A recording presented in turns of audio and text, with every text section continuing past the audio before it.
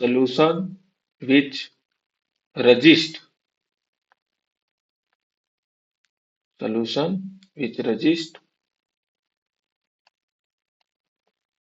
pH change on the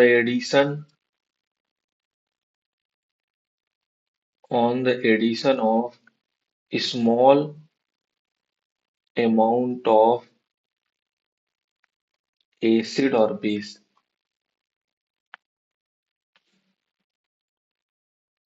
समझ में आया? बफर उस सॉल्यूशन को बोलते हैं जो पीएच चेंज नहीं होने देता, रजिस्ट करता है पीएच चेंज को। कब? On the addition of small amount of acid and base. ये याद रखना है। ऐसा नहीं कि कुछ भी उठा के बहुत ढेर सारा डाल दोगे तो चेंज नहीं होगा, चेंज हो जाएगा। ठीक। पर थोड़ा एसिड या थोड़ा बेस ऐड करोगे तो चेंज नहीं होगा, उसको हम कहते हैं बफर सॉल्यूशन। ठीक है। ठीक।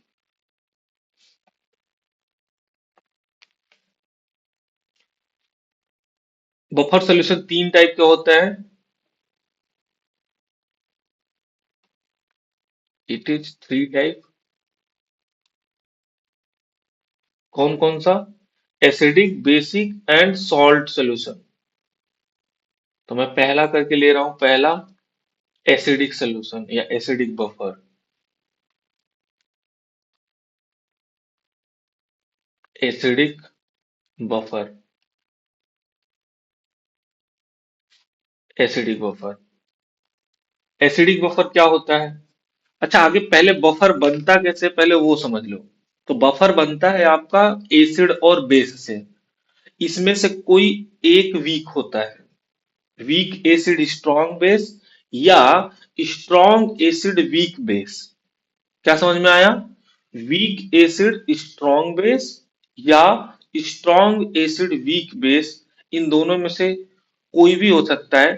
तो बफर बनाने के लिए मेन यूज किया जाता है कोई भी एक वीक। अगर लेट सपोज वीक एसिड लिया तो फिर एक सॉल्ट बनाते हैं। वीक एसिड अगर आपने लिया है तो सेम उस वीक एसिड के साथ कोई स्ट्रॉन्ग बेस लेके सॉल्ट बना लेंगे और उस सॉल्ट को वीक एसिड के साथ मर्ज कर देंगे। तो कोई भी एक वीक लेंगे। लाइक एसिडिक बफर है तो वीक एसिड रहने वाला है। तो एसिडिक बफर में क्या होगा? वीक एसिड को मर्ज करेंगे किसके साथ? Salt of weak acid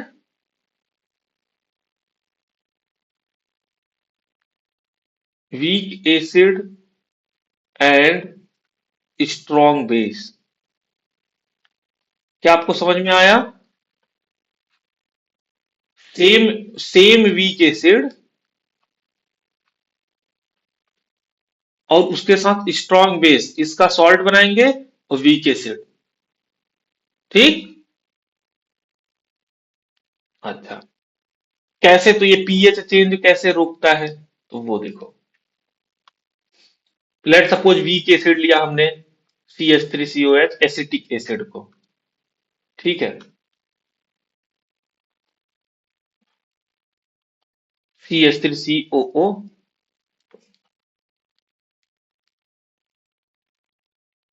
acetic acid लिया और इसके साथ हमने ऐड किया salt of weak acid and strong base. तो लेट सपोज कि हमने सॉल्ट बनाया किसको? Weak acid plus strong base कोई भी ले लो, let suppose NaOH।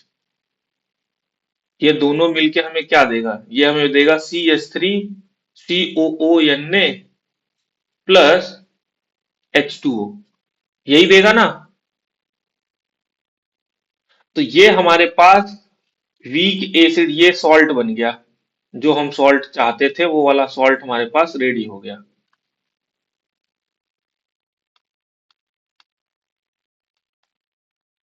Now this is the salt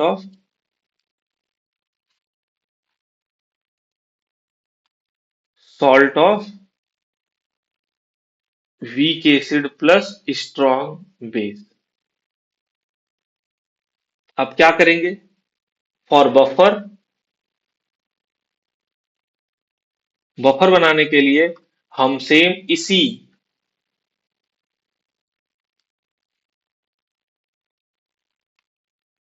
CH3CONO को CH3COH के साथ ऐड करेंगे, CH3COOH प्लस CH3COONA। क्या समझ में आ रहा?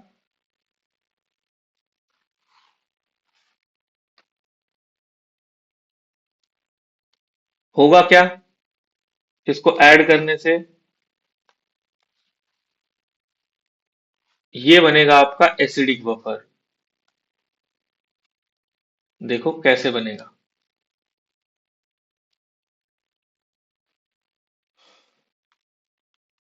इसमें लेट सपोज आपने थोड़ा सा HCl ऐड किया, स्मॉल अमाउंट में आपने HCl ऐड किया, तो H प्लस बढ़ेगा। तो जैसे ही H प्लस ये आपका इक्विलिब्रियम में जाएगा, जैसे ही आपने H प्लस बढ़ाया, वैसे ही ये जो थोड़ा सा सॉल्ट है ना, CH3CO माइनस एन, सॉरी, ये जो सॉल्ट वाला पार्ट है, ये माइनस H प्लस को खा के एसिटिक एसिड में बना देगा। क्या बोला मैंने? जैसे ही आप H प्लस ऐड करोगे तो ये सॉल्ट वाला जो पार्ट है, इसमें से जो ये anionic part CH3CO minus acetate ion है, ये H प्लस खा के CH3COH बना देगा, और फिर से H प्लस गायब हो गया, फिर से ये सॉल्ट और ये बचा हुआ है। क्या समझ में आया आपको?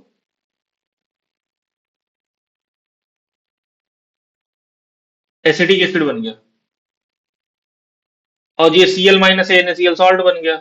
तो आपका जो बफर था, आप थोड़ा सा आपने ऐड किया तो फिर से वैसे हो गया। लेट सपोज आपने थोड़ा स्मॉल अमाउंट में बेस ऐड किया, NaOH, तो क्या होगा?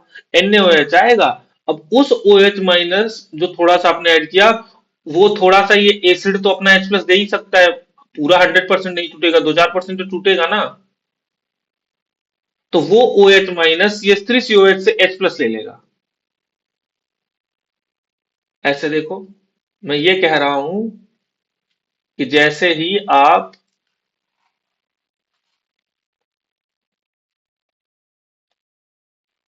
इसमें स्मॉल अमाउंट में लेट सपोज NaOH ऐड किया बेस, अब इस OH माइनस इस H प्लस को खा के H2O बना दिया, और CH3CO माइनस Na के साथ मिलकर सॉल्ट बना लिया। तो आपको समझ में आ रहा हो क्या रहा है? जब आप HCl ऐड करोगे तो ये जो है वो उस HCl को खाएगा, और दोनों मिलके A बना लेंगे।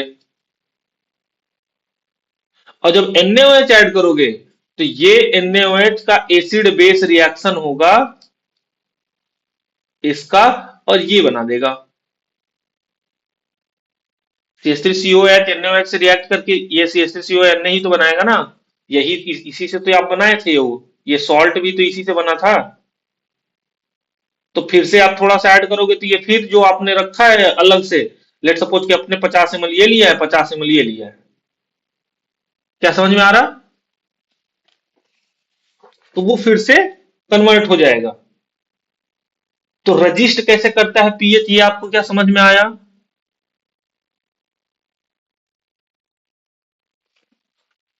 देखो, मैं ये कह रहा हूं कि पीएच चेंज कैसे नहीं होता। HCl ऐड करने पे क्या होना चाहिए था? जैसे ही HCl ऐड किया, सोल्यूशन का पीएच कम हो जाना चाहिए, क्योंकि एसिडिक होना चाहिए ना, स्ट्रॉन्ग एसिड हमने ऐड किया तो पीएच चेंज होना चाहिए। पर पीएच क्यों नहीं चेंज होता, मैं वो आपको बता रहा हूं। क्या होता है? लेट सपोज कि 2 मोल आपने H प्लस ऐड किया, होगा क्या? ये जो सॉल्ट है ना, ये सॉल्ट तो 100% टूट के पड़ा होगा ना पानी में, CH3CO माइनस और Na प्लस में। तो ये क्या करेगा? जो H प्लस यहां से आएगा उसे ये खा जाएगा, और खा के पीछे चला जाएगा अपने इक्विलिब्रियम में CH3COH के साथ। तो आपका H प्लस खत्म हो गया, तो फिर से वो एसिडिक बना ही नहीं।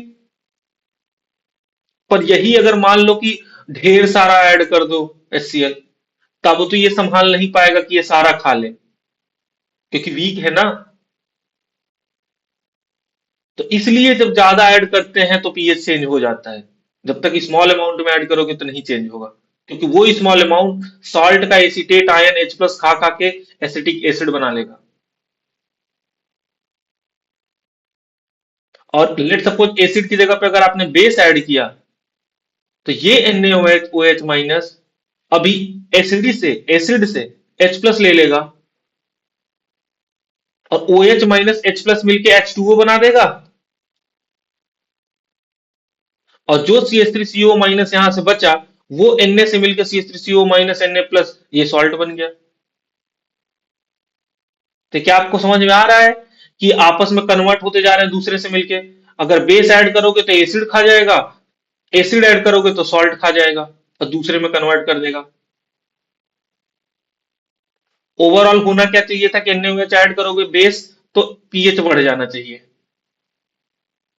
पर एसिड बेस रिएक्शन हो गया, न्यूट्रलाइज हो गया, पीएच बढ़ ही नहीं पाया। क्या समझ में आया? तो ऐसे आपका पीएच चेंज नहीं होता है। तो इस तरीके से ये रजिस्टर करता है। सेम यही आपका एसिड और सॉल्ट साथ में बना रहेगा यहां भी, और पीएच चेंज नहीं होने देगा स्मॉल अमाउंट में एडिशन पे, इसलिए यहां पे लिखा है स्मॉल अमाउंट। स्मॉल अमाउंट ढेर सारा ऐड कर दोगे, लेट सपोज NaOH आपने उठा के भर के बोतल डाल दिया, क्या होगा? एसिड तो ये स्ट्रॉन्ग बेस है ना, एसिड ये स्ट्रॉन्ग एसिड तो है नहीं कि ढेर सारा H प्लस दे सकता है, थोड़ा ही H प्लस दे सकता है। तो जो थोड़ा देगा उससे तो न्यूट्रलाइज हुआ, पर जितना बच जाएगा वो बेसिक कर देगा, तो पीएच चेंज हो जाएगा। बेसिक होने का मतलब ये कि पीएच चेंज हो जाएगा। तो अगर थोड़ा ऐड करोगे तो ये थोड़ा H प्लस दे सकता है, पर ढेर सारा ऐड कर दोगे तो कुछ नहीं हो सकता, फिर तो चेंज होना ही है पीएच। तो बफर की आपकी, इसी को बफर इफिशियंसी पढ़ाया जाता है कि कितना अमाउंट तक एसिड या बेस हम ऐड कर सकते हैं बफर में ताकि पीएच चेंज ना हो। That is called buffer efficiency. ठीक, समझ में आया? आगे बढ़ूं? तो ये था आपका एसिडिक बफर। ठीक, बफर इफिशियंसी या उसको बफर कैपेसिटी बोलते हैं।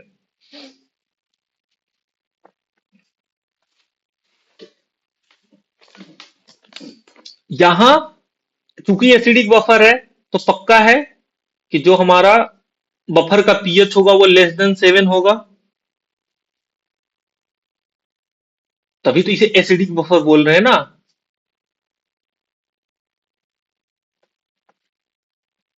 तो फॉर्मूला होता है हियर, या इसे लिख लो, for acidic buffer pH is less than 7। कितना होगा उसके लिए एक फॉर्मूला हम डिराइव करते हैं। डायरेक्ट मैं लिख रहा हूं, pH is equal to, Henderson equation बोलते हैं।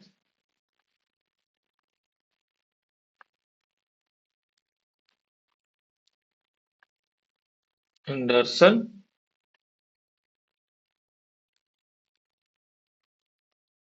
हेंडरसन इक्वेशन क्या होता है वो? तो वो होता है आपका pH is equal to p K plus log of concentration of salt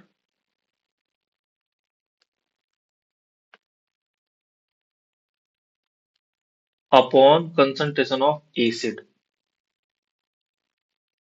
ये होता है आपका जो बफर है उसका एग्जैक्ट पीएच पता करने का तरीका, कि बफर का पीएच कितना है।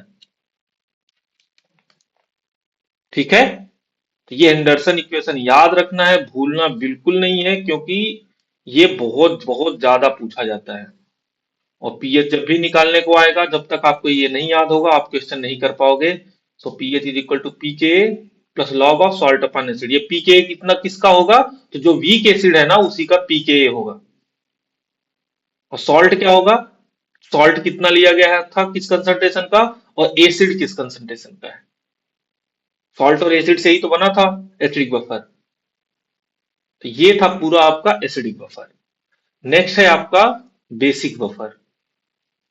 बेसिक बफर, इसका जो पीएच होगा वो ग्रेटर देन 7 होगा। इसका पीएच ग्रेटर देन 7 होगा, तभी तो इसको हम बेसिक बफर बोल रहे हैं। अच्छा, इसमें क्या होगा, ये किससे बना होगा? तो ये बना होगा weak weak base plus salt of week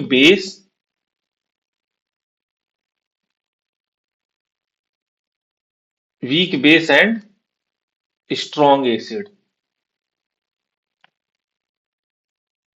ठीक है,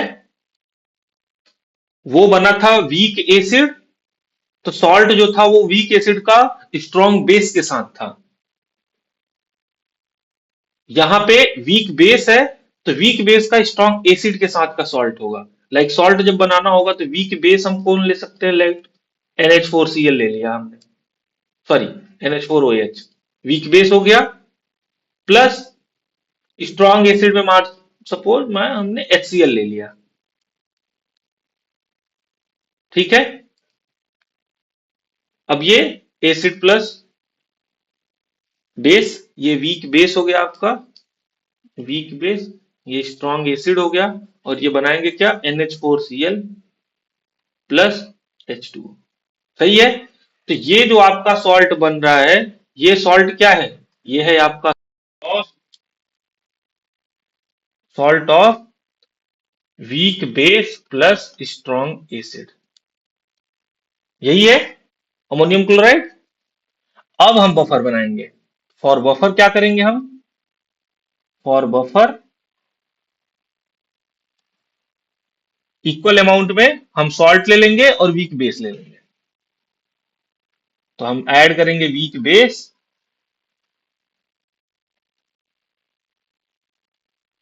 प्लस NH4Cl। तो वीक बेस हमारा क्या था? NH4OH, एंड प्लस में NH4Cl। ये हमारा बफर बनेगा। ये क्या है?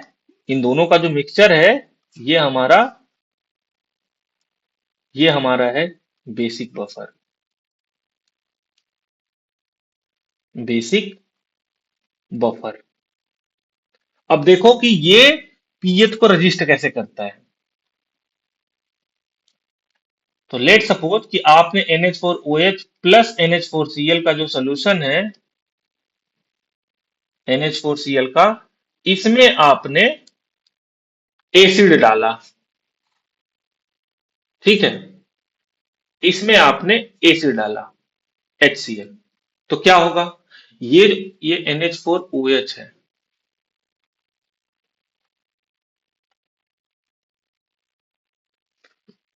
जैसे ही एसिड आएगा स्मॉल अमाउंट में, इस H प्लस को तुरंत ये बेस खा जाएगा, और जैसे ही खाएगा NH4OH, एसिड डालने पे क्या रिएक्शन होगा? ये जो NH4OH है वो HCl को खा के NH4Cl प्लस H2O बना देगा। तो NH4Cl बन गया, एसिड खत्म। तो जो आपका HCl आया था वो NH4OH के साथ रिएक्ट करके NH4Cl बना लिया। तो फिर से NH4OH और NH4Cl ही बचा है, क्योंकि NH4OH तो ढेर सारा है, आपने HCl तो थोड़ा सा ऐड किया है ना, तो पीएच आपका चेंज ही नहीं हुआ, क्योंकि सारा तो खत्म हो गया। अच्छा, अगर मैं कहूं कि नहीं मैं तो इसमें बेस डालूंगा, तो NH4OH प्लस NH4Cl में लेट सपोज आपने स्मॉल अमाउंट में बेस डाला, तो क्या होगा? बेस डालने पे NH4Cl जो है, अब वो बेस कोई NaOH मान लो, लेट सपोज आपने बेस डाला, तो क्या करेगा? ये जो NH4 है वो NH4OH बना लेगा और NaCl सॉल्ट बन जाएगा। क्या आपको समझ में आया? तो अब फिर से देखो, जो NaOH था वो कंज्यूम हो गया, NH4OH बन गया। और NaCl तो सॉल्ट है, तो उससे कोई दिक्कत ही नहीं है। तो HCl ऐड करोगे तो NH4Cl बन जाएगा, NaOH ऐड करोगे तो NH4OH बन जाएगा। तो यही दोनों में से एक दूसरे को बना देगा खा के। तो फाइनली जो भी आपने एसिड और बेस ऐड किया वो कंज्यूम हो जा रहे हैं, तो इसलिए पीएच चेंज नहीं होगा। क्या समझ में आया आपको? सेम चाहो तो आप यहां पे ये रिएक्शन लिख सकते थे एसिड और बफर के लिए, कि जब आप एसिड ऐड करोगे तो CH3CO एसिड HCl के साथ रिएक्ट करके CH3COOH और NaCl बना लेगा। ठीक, हमने तीनों इसीलिए लिखा है, NaCl अलग से बन रहा है और यहाँ पे NaOH इसके साथ रिएक्ट करके, इसलिए इसको दिखाया हूं, NaOH के साथ रिएक्ट करके OH माइनस H प्लस के साथ H2O बना रहा है। और ये जो Na के साथ सॉल्ट बन गया, ये सॉल्टी है, एसिड तो जो पहले से बचा है वो रहेगा ही। तो ओवरऑल फिर से ये एक्स्ट्रा बन रहा है NaClH2O। सेम यहाँ पे भी NaClH2O एक्स्ट्रा बन रहा है, पर पानी बनने से कुछ होगा नहीं क्योंकि सोल्यूशन पूरा पानी में है, और ये NaCl सॉल्ट बनने से भी कुछ नहीं होगा, वो जैसे पड़ा रहेगा। तो ऐसे बफर काम करता है। और इसके लिए एंडरसन इक्वेशन से फॉर्मूला होता है आपका POH is equal to PKB plus salt of, sorry, plus log of again salt का कंसंट्रेशन अपॉन एसिड के जगह पे बेस का कंसंट्रेशन। क्या समझ में आया? अब POH अगर आपको मिल गया तो pH is equal to 14 minus POH, तो ये लगा दोगे तो आपको पीएच भी मिल जाएगा। ठीक है, तो बफर का पीएच इस तरीके से हम पता करते हैं। ठीक, तो आई होप आपको एसिडिक और बेसिक बफर का पीएच कैसे पता चलता है वो मैंने आपको बता दिया।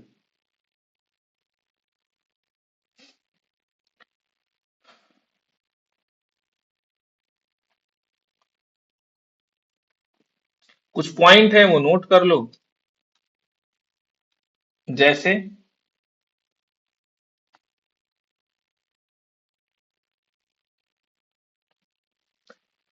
For preparing the buffer solution,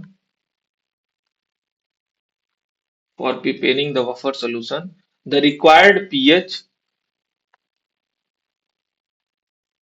the required pH, we select we select that acid, whose pKa is close to the required pH, to the required pH। क्या मतलब है उसका? उसका मतलब ये है कि अगर हम बफर सोल्यूशन बनाना चाहते हैं और बफर का हमें पता होता है कि हम किस पीएच का बफर चाहिए, तो लेट सपोज हमें 8 पीएच का बफर चाहिए, या मान लो 5 पीएच का बफर, एसिडिक बनाना है तो 5 पीएच का बफर चाहिए, तो हम वो एसिड चूज करेंगे जिस एसिड का पीके वैल्यू 5 के आसपास होगा। क्यों? क्योंकि pH is equal to PK plus log C है ना, सॉरी, पीके प्लस में लॉग सॉल्ट ऑफ। तो पीएच अगर हमें 5 का चाहिए तो हम एसिड वो लेंगे जिसका पीके भी 5 के आसपास ही होगा, क्योंकि यहां से बहुत ज्यादा चेंज नहीं आता। समझ में आया? चेंज होता है पर बहुत नहीं होता, तो इसलिए ये ट्रिक है कि बनाते समय हम ध्यान रखेंगे कि जिस पीएच का हमें चाहिए बफर, हम कोशिश करेंगे कि उसी के आसपास का हमारे पास पीके वैल्यू वाला हम एसिड लें। सेम अगर पीओएच निकाल रहे हैं तो हम पीकेबी के जस्ट आसपास वाला लेंगे। ठीक, अच्छा, एक चीज और याद रखना कि डाइल्यूशन से पीएच का बफर का पीएच चेंज नहीं होता। तो pH of buffer pH of buffer solution is not affected by dilution. Is not affected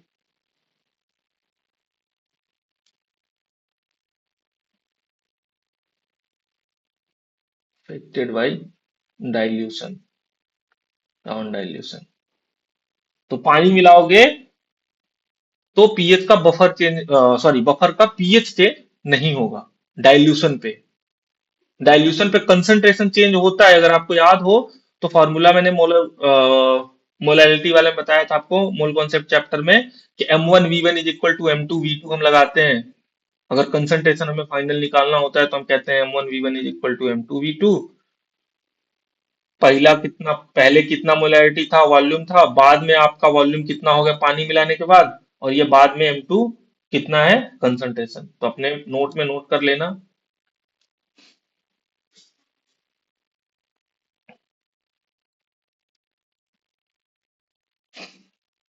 अभी इसके पहले, अच्छा, सॉल्ट से भी बफर बनता है, तो वो भी देख लो कि सॉल्ट से बफर कैसे बनता है। तो थर्ड है फॉर्मेशन ऑफ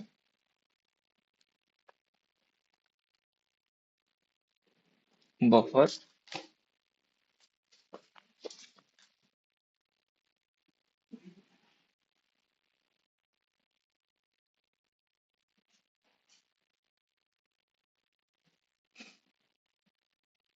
या सॉल्ट में भी उसको घोलोगे।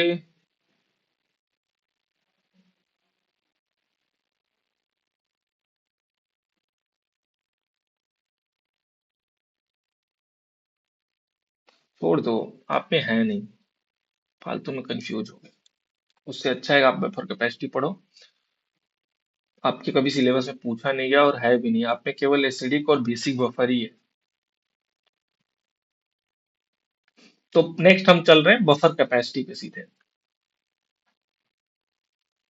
बफर कैपेसिटी, बफर कैपेसिटी वही जो इफिशियंसी की बात की थी हमने, कि कितना एसिड या बेस को वो झेल सकता है, एडिशन पे चेंज नहीं होगा, that is called buffer capacity.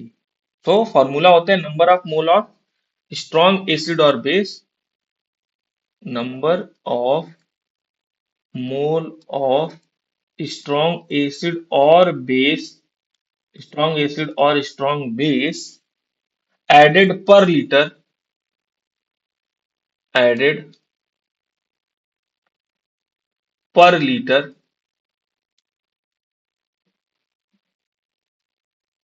पर litre of solution,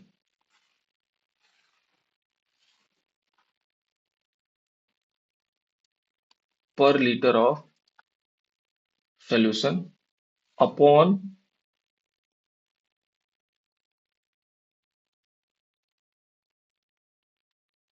change in pH of buffer, change in pH of buffer. Buffer के पीएच में कितना चेंज हुआ अगर आपने कुछ एसिड या बेस मिला दिया,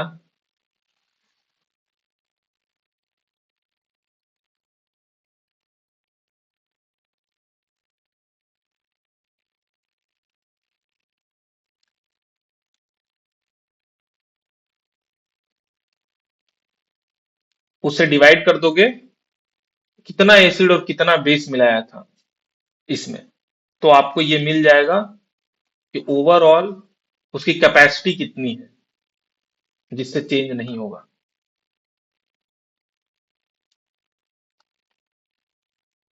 ठीक है।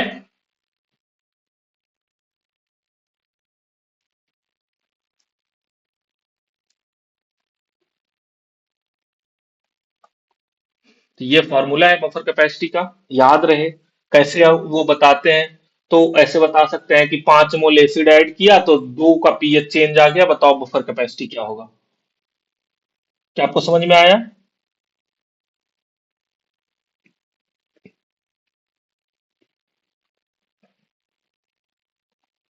मैं आपको एक होमवर्क दे रहा हूं, आप करके आना। क्या है? Calculate, calculate buffer capacity buffer capacity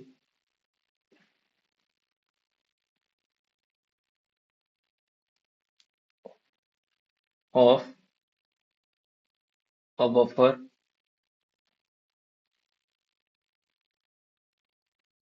which shows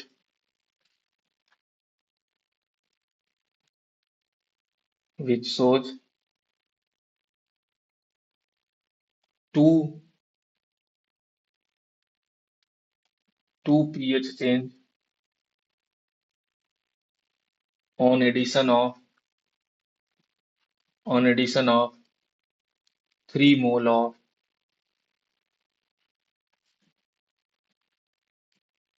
HCl। ठीक है, तो ये आपको करके आना है। हमने कहा कि आपको बफर की कैपेसिटी पता करनी है, किसी बफर की जो शो करता है 2 का पीएच चेंज 3 मोल HCl को एडिशन पे। ठीक है, क्या समझ में आया? अच्छा,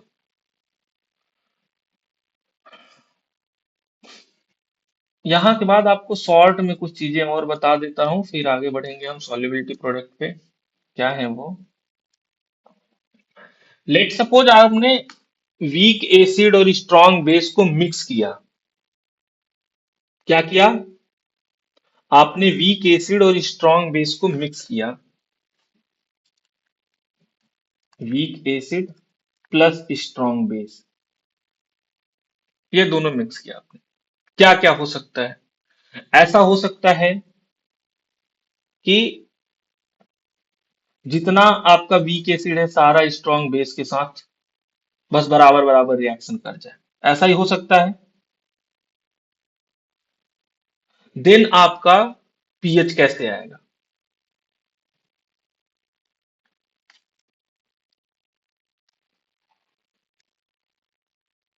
आपने वीक एसिड और first case one, all acid react with strong base.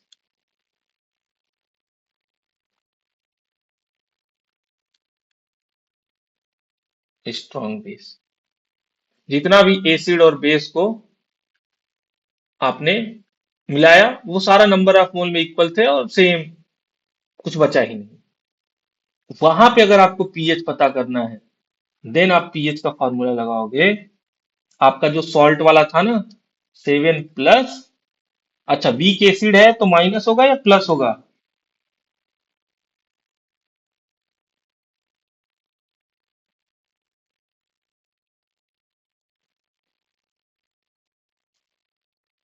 हाँ, तो अरे वीक एसिड है ना, तो 7 माइनस, नहीं मैं गलत कर रहा हूं। स्ट्रॉन्ग बेस होता है तो फाइनली सोल्यूशन आपका वीक एसिड और स्ट्रॉन्ग बेस में प्लस आता है। फाइनली सोल्यूशन बेसिक होता है, जो जो स्ट्रॉन्ग होता है यहाँ पे स्ट्रॉन्ग एसिड होता है, तो फाइनल सोल्यूशन एसिडिक आता है। तो हमने वीक एसिड और स्ट्रॉन्ग बेस लिया है, तो फाइनल सोल्यूशन बेसिक होगा। तो ये हो जाएगा 7 प्लस ½ ऑफ पी के ए प्लस लॉग सी। क्या समझ में आया? अच्छा, ये आपका तब है। अच्छा, सी यहाँ पे हमेशा याद रखते हैं कि मिक्सचर का जो कंसंट्रेशन होगा आफ्टर मिक्सिंग एसिड और बेस का, वो कंसंट्रेशन यहाँ पर रखना है। आपने एसिड मिक्स किया, बेस मिक्स किया, सॉल्ट बन गया। अब वो बोल दिया कि चलो बताओ, इसका बताओ क्या होगा पीएच। तो आप सॉल्ट हाइड्रोलिसिस वाले फॉर्मूला ये जो था इससे निकालोगे उसका पीएच। ठीक है। अच्छा, दूसरा ये कैसा हो सकता है कि आपको जो वीक एसिड है वो बच जाए, ऐसा हो सकता है ना। तो केस टू ऐसा हो सकता है, वीक एसिड इज रिमेनिंग। ये एक बराबर बराबर वाला केस तो खत्म हो गया। Weak acid is remaining. अब हम कैसे निकालेंगे? तो अभी देखो हमारे पास क्या है सोल्यूशन में, हमारे पास है वीक एसिड बचा हुआ, और क्या है, और है salt of weak acid plus strong base. क्या आपको दिख रहा? ये है remaining weak acid,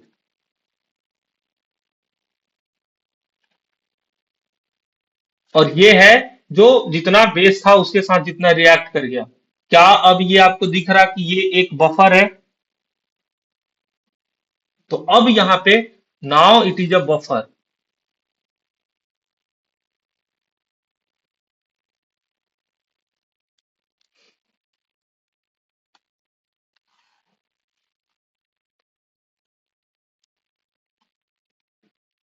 now it is buffer. तो अब हम बफर वाला फार्मूला लगाएंगे। PH is equal to PK plus log of concentration of salt upon concentration of acid. ठीक है। अब ये देखो, हम अलग से बफर बनाने नहीं चले। बफर बनाने के लिए तो हमें सॉल्ट और एसिड को मिक्स करना होता है। हमने तो एसिड और बेस को केवल मिक्स किया था, पर एसिड बेस के मिक्स करने पे कुछ सॉल्ट बना। बाकी वीक एसिड जैसे था, ज्यादा था, नंबर ऑफ मोल इसके ज्यादा थे, लेट सपोज कि ये 20 मोल था, बेस 10 ही मोल था, तो 10 से 10 रिएक्ट करके सॉल्ट बना लिया, बाकी 10 मोल बचा रह गया। अब वो 10 मोल एसिड और ये जो बचा है सॉल्ट, इन दोनों को मिल, दोनों तो सोल्यूशन में ही पड़े हैं ना, तो वहां से ये आपका बचा रह गया, तो दोनों मिलके वो बना लिए बफर। थर्ड केस क्या हो सकता है? केस थ्री, कि एसिड ना बच के बेस बचा रह जाए। ऐसा भी तो हो सकता है ना, कि weak acid is consumed, weak acid is consumed, consumed and weak acid आपका कंज्यूम हो गया, एंड स्ट्रॉन्ग बेस जो था, स्ट्रॉन्ग बेस,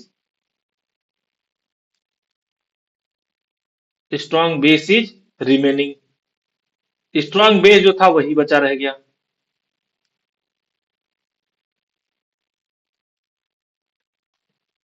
अब पीएच कैसे निकालेंगे? तो बस सिंपल है।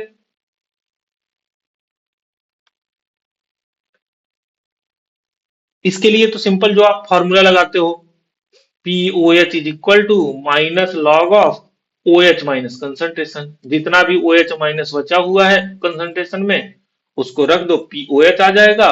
Then P H is equal to 14 minus जो पी ओ एच आया है उसको माइनस कर दो। क्या आपको समझ में आया? तो ऐसे करके आप एसिड और बेस, अगर वीक एसिड और स्ट्रॉन्ग बेस को मिक्स किया गया है, तो ये तीन केस आते हैं। तीनों केस में अलग अलग तरीके से पीएच निकाला जाता है। पूरा कंज्यूम हो गया, सॉल्ट बना लिया है, तो सॉल्ट वाला फॉर्मूला लगाओगे पीएच निकालने के लिए उस सोल्यूशन का। अगर वीक एसिड बचा रह गया है, तो ये बफर वाला सोल्यूशन लगाओ, फॉर्मूला लगाओगे। और यदि मान लो कि बेस बचा रह गया है, तो देखोगे कि बेस का कितना कंसंट्रेशन, कितना मोल बचा है। जितना मोल भी बचा है, नंबर ऑफ कंसंट्रेशन निकालोगे, concentration of O H minus कैसे निकालोगे? Number of mole,